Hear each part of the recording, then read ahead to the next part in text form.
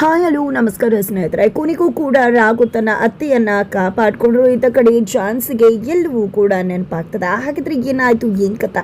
ಇತ್ತ ಕಡೆ ತುಳಸಿ ಆಟಕ್ಕೆ ಲಗಾಮು ಹಾಕಿದ್ರೆ ರಾಘು ಮತ್ತೆ ಝಾನ್ಸಿ ಎಲ್ಲವನ್ನ ಕೂಡ ತಿಳ್ಕೋಬೇಕು ಅಂದ್ರೆ ಈಗಲೇ ನಮ್ಮ ಈ ಚಾನಲ್ನ ಸಬ್ಸ್ಕ್ರೈಬ್ ಮಾಡಿ, ಹಾಗೆ ಒಂದು ವಿಡಿಯೋವನ್ನ ಪೂರ್ತಿಯಾಗಿ ನೋಡೋದನ್ನ ಯಾವುದೇ ಕಾರಣಕ್ಕೂ ಕೂಡ ಮರಿಬೇಡಿ. ಇಲ್ಲಿ ಝಾನ್ಸಿ ಆಫೀಸ್ಗೆ ಝಾನ್ಸಿ ಅಮ್ಮ ಸುಮಿತ್ರಾ ಬರ್ತಾರೆ. ತನ್ನ ಮಗಳಿಗೋಸ್ಕರ ವೇಟ್ ಮಾಡ್ತಾ ಕೂತ್ಕೊಂಡಿರ್ತಾರೆ. ಇಲ್ಲಿ ಸುಮಿತ್ರಾ ಅವರಿದ್ದಾರೆ ಅನ್ನೋ ವಿಷಯ ಸುನಾಮಿ ಮುಖಾಂತರ ತುಳಸಿಗೆ ಗೊತ್ತಾಗುತ್ತೆ. ಆಗ ಪ್ರಣವ್ನನ್ನ ಅಲ್ಲಿಗೆ ತುಳಸಿಯವರು ಕಳಿಸ್ತಾರೆ. ಇತ್ತ ಕಡೆ ಪ್ರಣವ್ ಕಾಯ್ತಾ ಇರ್ತಾರೆ. ಅದರ ನಡುವೆ ಸುನಾಮಿ ಮತ್ತೆ ಅವರ ಗಂಡ ಇಬ್ರು ಕೂಡ ಅದೇ ಆಫೀಸ್ಗೆ ಎಂಟ್ರಿ ಕೊಟ್ಟಿದ್ದಾರೆ. ಆ ಆಫೀಸಲ್ಲಿ ಸುನಾಮಿಯನ್ನ ನೋಡಿದಂತ ಸುಮಿತ್ರಾ ಅವರು ಅಲ್ಲಿಂದ ಹೆದರ್ಕೊಂಡು ವಾಶ್ರೂಮ್ಗೆ ಹೋಗ್ತಾರೆ. ವಾಶ್ರೂಮ್ ಹತ್ರ ಕೂಡ ಸುನಾಮಿ ಹೋಗಿದ್ದ. ಸುಮಿತ್ರಾ ಬರೋ ತನಕ ವೇಟ್ ಮಾಡಿ ಇಂಜೆಕ್ಷನ್ ಕೊಟ್ಟು ಎತ್ತಾಕೊಂಡು ಕರ್ಕೊಂಡು ಹೋಗ್ಬೇಕು ಅಂತ ಯೋಚನೆ ಮಾಡಿಕೊಂಡು ನಿಂತಿದ್ದಾರೆ.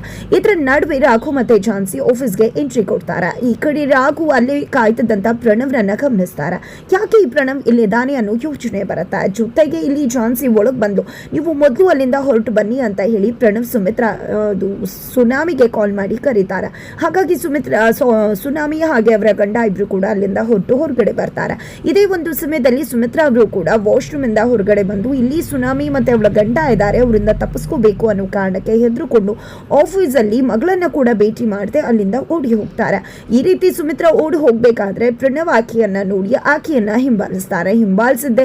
ಈ ಕಡೆ ಸುಮಿತ್ರಾ ಅವರು ತಪ್ಪಿಸ್ಕೊಂಡು ಹೋಗೋಕೆ ಟ್ರೈ ಮಾಡ್ತಾರೆ. ಬಟ್ ಪ್ರಣವ್ ಇಂದ ತಪ್ಪಿಸ್ಕೊಂಡು ಹೋಗೋಕೆ ಆಗುದಿಲ್ಲ. ಸುಮಿತ್ರಾ ಅವ್ರನ್ನ ಪ್ರಣವ್ ಲಾಕ್ ಮಾಡ್ತಾನೆ. ಲಾಕ್ ಮಾಡಿದೆ ಬಿಡು ಅಂತ ಕೇಳಿದ್ರು ಕೂಡ ಬಿಡುವುದಿಲ್ಲ. ತದನಂತರ ಅವರ ಪ್ರಜ್ಞೆಯನ್ನ ತಪ್ಪಿಸಿ ಒಂದು ಮರದ ಹತ್ರ ಹೋಗಿ ಕೂರಿಸ್ತಾರೆ. ನಂತರ ಸುನಾಮಿ ಹಾಗೆ ಗಂಡಂಗೆ ಕಾಲ್ ಮಾಡಿ ಇಲ್ಲಿ ನಾನು ಕೂರಿಸಿದೆ, ನೀವು ಹೋಗಿ ಎತ್ತಾಕೊಂಡು ಹೋಗಿ ಅಂತ ಹೇಳ್ತಾರೆ. ನಂತರ ತುಳಸಿಗೆ ಕಾಲ್ ಮಾಡಿದೆ, ಮಾಮ್ ನಾನು ಇವತ್ತು ಇಲ್ಲಿ ಇದ್ದಿದ್ರಿಂದಾನೇ ಆ ಸುಮಿತ್ರಾನ ಲಾಕ್ ಮಾಡು ಹಾಗಾಯ್ತು, ಇಲ್ಲಾಂದ್ರೆ ಖಂಡಿತ ನಾವು ಇವತ್ತು ಸಿಕ್ಕಿ ಬೀಳ್ತಾ ಇದ್ವಿ, ಖಂಡಿತ ನಮ್ಮ ಎಲ್ಲಾ ಪ್ಲಾನ್ ಕೂಡ ಫ್ಲಾಪ್ ಆಗ್ಬೇಕಾಗಿತ್ತು ಅಂತ ಹೇಳಿ ಪ್ರಣವ್ ಹೇಳಿದಾಗ ಸೂಪರ್ ಸರ್ ನೀನು ಸಖತ್ತಾಗಿ ಕೆಲಸ ಮಾಡಿದ್ಯಾ ಅಂತ ತುಳಸಿ ಅವರು ಹೇಳ್ತಾರೆ. ನಂತರ ಅವರು ಗೋಡೂನ್ಗೆ ಕರ್ಕೊಂಡು ಹೋಗಿರ್ತಾರೆ. ನೀನು ಕೂಡ ಅಲ್ಲಿಗೆ ಬಂದ್ಬಿಡು ಮಾಮ್ ಅಂತ ಹೇಳಿ ಪ್ರಣವ್ ತುಳಸಿಗೆ ಹೇಳಿದಾಗ ತುಳಸಿ ಅವರು ಕೂಡ ಗೋಡೂನಲ್ಲಿ ಕಾಯ್ತಿದ್ದಾರೆ ಸುಮಿತ್ರಾಗೋಸ್ಕರ. ಇತ್ತ ಕಡೆ ರಾಘು ಝಾನ್ಸಿ ಹತ್ರ ಬಂದಿದೆ. ಮೇಡಮ್ ಪ್ಲೀಸ್ ನನಗೆ 1-2 ಗಂಟೆ ಟೈಮ್ ಕೊಡ್ತೀರಾ, ನನಗೆ ಫ್ರೀ ಬೇಕು ಅಂತ ಹೇಳಿದಾಗ ಏನು ಮಾತಾಡ್ತಿದ್ಯಾ, 2 ಗಂಟೆನ ಯಾಕೆ ಕೊಡಬೇಕು, ಏನು ಕೊಡಬೇಕು ನಿನಗೆ, ಆ ರೀತಿ ಬೇಕು ಅಂದರೆ ಇಡೀ ದಿನ ತಗೋ, ಬಟ್ ಯಾವುದೇ ರೀತಿ ದುಡ್ಡು ಕೊಡೋದಿಲ್ಲ ಅಂತ ಹೇಳಿ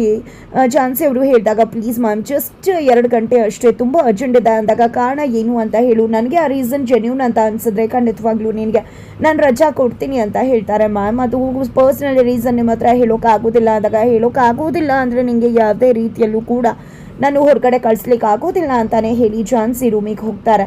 ನಂತರ ಇಲ್ಲಿ ರಾಘು 1 ನಿಮಿಷ ಇರಿ ಸರ್, ಮೇಡಮ್ ಹತ್ರ ಸಾರಿ ಕೇಳಿ ಬರ್ತೀನಿ ಅಂತ ಹೇಳಿ ಝಾನ್ಸಿ ಬಳಿಗೆ ರಾಯ್ ಸಾರಿ ಕೇಳೋಕೆ ಅಂತ ಬರ್ತಾರೆ. ಇಲ್ಲಿ ರಾಯ್ ಸಾರಿ ಕೇಳೋಕೆ ಮುಂದಾದರೂ ಕೂಡ ಇಲ್ಲಿ ಝಾನ್ಸಿ ಕ್ಷಮಿಸೋದಿಲ್ಲ.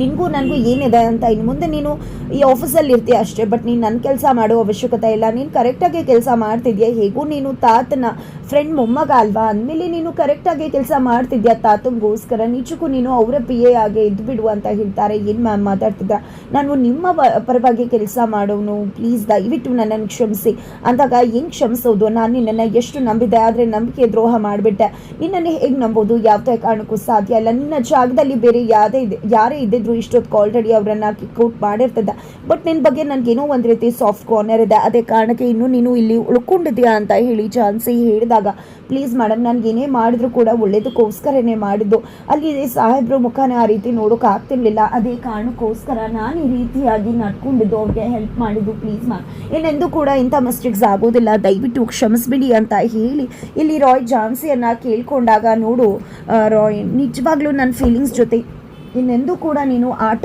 ಆಡಬೇಡ, ಫೀಲಿಂಗ್ಸ್ ಜೊತೆ ಆಟ ಆಡೋದು ನಿಜಕ್ಕೂ ಎಂಥ ಕೆಟ್ಟತನ ನೀಚುತನ ಅನ್ನೋದು ಗೊತ್ತಿದೆಯಾ ನನಗೆ ಅಂತ ಹೇಳಿ ಝಾನ್ಸಿ ಹೇಳಿದಾಗ ಪ್ಲೀಸ್ ಮ್ಯಾಮ್ ನನ್ನಿಂದ ತಪ್ಪಾಗಿದೆ, ನಿಮ್ಮ ಕಾಲು ಇಟ್ಕೋತೀನಿ ಅಂತ ಹೇಳಿ ಕಾಲು ಇಟ್ಕೊಂಡು ಬಿಡ್ತಾರೆ.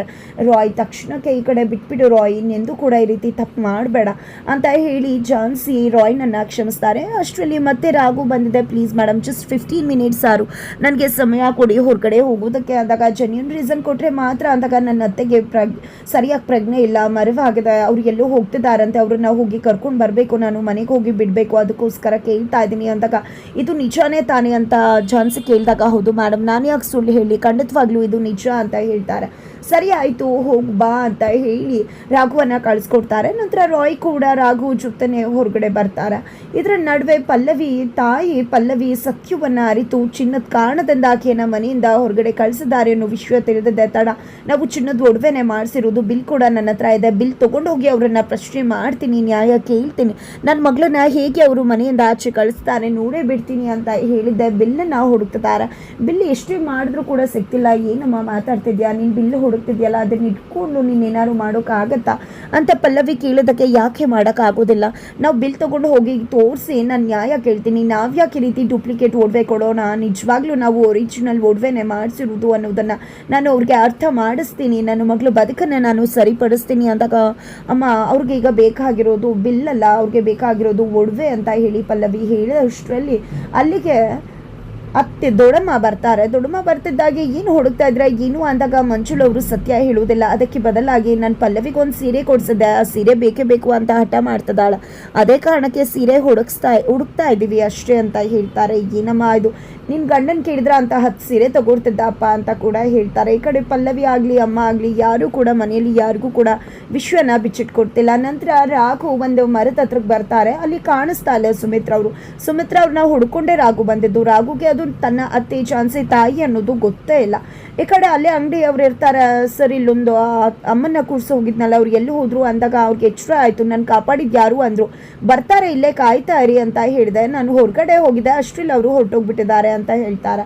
ಅಯ್ಯೋ, ಅವ್ರು ಯಾರು ಏನು ಅಂತಲೂ ಗೊತ್ತಾಗ್ಲಿಲ್ವಲ್ಲ, ಏನು ಮಾಡಲಿ ಅಂತ ರಾಘು ಅಂದ್ಕೊಂಡಿರ್ಬೇಕಿದ್ರೆ ಅಲ್ಲಿಗೆ ರಾಯ್ ಎಂಟ್ರಿ ಕೊಡ್ತಾರೆ. ಯಾಕೆ ಸರ್, ನಿಮಗೆ ಯಾವ ಅತ್ತೆನೂ ಇಲ್ವಲ್ಲ, ಯಾರು ಹುಡ್ಕೊಂಡು ಬಂದ್ರಿ ನೀವು ಅಂತ ಕೇಳಿದಕ್ಕೆ, ಅವ್ರು ನನ್ನ ಅತ್ತೆ ಅಲ್ಲ, ಬಟ್ ನಾನು ಹೊರಗಡೆ ಬರಬೇಕಾಯ್ತಲ್ವ, ಅದಕ್ಕೆ ಆ ರೀತಿ ಕಾರಣ ಕೊಟ್ಟೆ.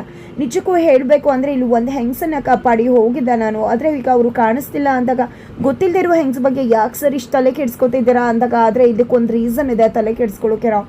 ಆಕೆ ನಿಜವಾಗ್ಲೂ ಕೂಡ ಝಾನ್ಸಿ ಮೇಡಮ್ನ ಭೇಟಿ ಮಾಡೋಕ್ಕೆ ಬಂದಿದ್ರು ಅನಿಸುತ್ತೆ. ಯಾಕಂದರೆ ಪ್ರಣವ್ ಹೊರಗಡೆ ಕಾಯ್ತಾ ಇದ್ದ. ಅದೇ ಟೈಮಲ್ಲಿ ಇನ್ನಿಬ್ರು ಯಾರು ಎಂಟ್ರಿ ಕೊಟ್ಟಿದ್ದಾರೆ. ಅವರಿಬ್ರು ಎಂಟ್ರಿ ಕೊಡೋದಕ್ಕೂ ಇಲ್ಲಿ ಇವರು ಅಲ್ಲಿಂದ ತಪ್ಪಿಸ್ಕೊಂಡು ಹೋಗಿದ್ದಾರೆ. ಅದೇ ಟೈಮಲ್ಲಿ ಪ್ರಣವ್ ಅವರನ್ನು ಅಟ್ಯಾಕ್ ಮಾಡಿ ಹೊಡೆದು ಬಡ್ದು ಮಾಡಿ ಪ್ರಜ್ಞೆ ತಪ್ಪಿಸಿ ಇಲ್ಲಿ ಮಲಗಿಸಿದ್ದ. ನಾನು ಇಲ್ಲಿಗೆ ಬಂದು ಅವರನ್ನು ಕಾಪಾಡಿ ಲವ್ ಮ್ಯಾನ್ ಆಗಿ ಬಂದು ಪ್ರಣವ್ನ ಚೆನ್ನಾಗಿ ಹೊಡೆದು ಮೂಟೆಗೆ ಹಾಕ್ತೆ ಅಂತ ಹೇಳ್ತಾರೆ. ಯಾರಿರ್ಬೋದು ಅವರು, ಯಾಕೆ ಮೇಡಮ್ನ ಭೇಟಿ ಮಾಡೋಕೆ ಬಂದಿರ್ಬೋದು ಅಂತ ರಾಯ್ ಮತ್ತು ರಾಘು ತಲೆ ಕೆಡಿಸ್ಕೊತಿದ್ದಾರೆ. ಇದರ ನಡುವೆ ತುಳಸಿ ಇರ್ತಕ್ಕಂಥ ಗೋಡೌನ್ಗೆ ಸುನಾಮಿ ಮತ್ತು ಅವ್ರ ಗಂಡ ಇಬ್ಬರು ಕೂಡ ಒಂದು ಮೂಟೆಯನ್ನು ತೆಗೆದುಕೊಂಡು ಹೋಗ್ತಾರೆ. ಅಲ್ಲಿರೋದು ಸುಮಿತ್ರಾ ಅನ್ಕೊಂಡಿದ್ದೆ. ತುಳಸಿ ಅವರು ಮತ್ತೆ ಸುನಾಮಿ ಎಲ್ಲರೂ ಕೂಡ ಹಿಗ್ಗಾಮುಗ್ಗ ಬಾರಿಸ್ತಾರೆ. ಮೊದಲು ವಿಡಿಯೋ ಮಾಡಿ ಇವಳನ್ನ ಎತ್ತಬೇಕಾದ್ರೆ ನಮ್ಮಪ್ಪಂಗೆ ಅದು ಕಾಣಿಸ್ಬೇಕು, ನಮ್ಮಪ್ಪ ಆ ವಿಡಿಯೋ ನೋಡಿದ್ದೆ, ನಾಳೆನೇ ಝಾನ್ಸಿನ ನನ್ನ ಮಗನ ಜೊತೆ ಕೊಟ್ಟು ಮದುವೆ ಮಾಡಿಸ್ಬೇಕು, ಅಷ್ಟು ಹೆದ್ರೋಗ್ಬಿಡ್ಬೇಕು ಅವನು ಅಂತ ಹೇಳಿ ತುಳಸಿ ಅವರು ಹೇಳ್ತಾರೆ. ನಂತರ ಸರಿ ಆಯಿತು ಅಂತ ಹೇಳಿ ಮೂಟೆ ಬಿಚ್ತಾರೆ. ನೋಡಿದ್ರೆ ಅದು ಬೇರೆ ಯಾರು ಅಲ್ಲ, ಅವರ ಮಗನೇ ಆಗಿದ್ದಾನೆ. ಅದನ್ನು ನೋಡಿದ್ರೆ ನಿಜಕ್ಕೂ ತುಳಸಿ ಶಾಕ್ ಆಗ್ತಿದ್ದಾರೆ, ಹೇಗಿದೆಲ್ಲ ಸಾಧ್ಯ ಆಯಿತು ಅಂತ ಹೇಳಿ. ಆಗ ಪ್ರಣವ್ ಲವ್ ಮ್ಯಾನ್ ಬಂದು ನನಗೆ ರೀತಿ ಎಲ್ಲ ಮಾಡ್ದ, ಸುಮಿತ್ರಾನ ಕಾಪಾಡ್ದ ಅಂತೆಲ್ಲ ಹೇಳ್ತಾರೆ. ಯಾರಿರ್ಬೋದು ಲವ್ ಮ್ಯಾನ್ ಅಂತ ಹುಡುಕ್ತಾ ಇದ್ರೆ ಈ ಕಡೆ ಮಾಸ್ಕ್ ಆಫೀಸಲ್ಲೇ ಬಿದ್ದದ. ಕಸ ಗುಡಿಸ್ತಿರೋರು ಇದು ಯಾರಿರ್ಬೋದು ಮಾಸ್ಕ್ ಅಂತ ನೋಡ್ತಿದ್ದಾಗೆ ಝಾನ್ಸಿ ಬಂದಿದೆ. ಈ ಮಾಸ್ಕ್ ಇಲ್ಲಿ ಆಗಿ ಬಂತು, ಇದು ಲವ್ ಮ್ಯಾನ್ ಅಲ್ವಾ ಅಂತ ತಗೊಂಡು, ಹಾಗಿದ್ರೆ ಇಲ್ಲಿ ಬಂದಿದ್ದ ಅಂದರೆ ಖಂಡಿತ CCTV ಫುಟೇಜಲ್ಲಿ ಅವನ ಮುಖ ಇರತ್ತೆ ಅನ್ಕೊಂಡಿದ್ದೆ. ಹೋಗಿ CCTV ಫುಟೇಜ್ನ ಓಪನ್ ಮಾಡಿ ನೋಡ್ತಿದ್ದಾರೆ. ಈ ಕಡೆ ಮಾಸ್ಕ್ನ ಆಫೀಸಲ್ಲೇ ಬಿಟ್ಟು ಬಂದಿದ್ದೀನಿ ಅನ್ಕೊಂಡು ಓಡ್ಕೊಂಡು ರಾಘು ಬರ್ತಾರೆ. ಅಷ್ಟರಲ್ಲಿ ಝಾನ್ಸಿಗೆ ಎಲ್ಲ ವಿಷಯ ಕೂಡ ಗೊತ್ತಾಗಿದೆ.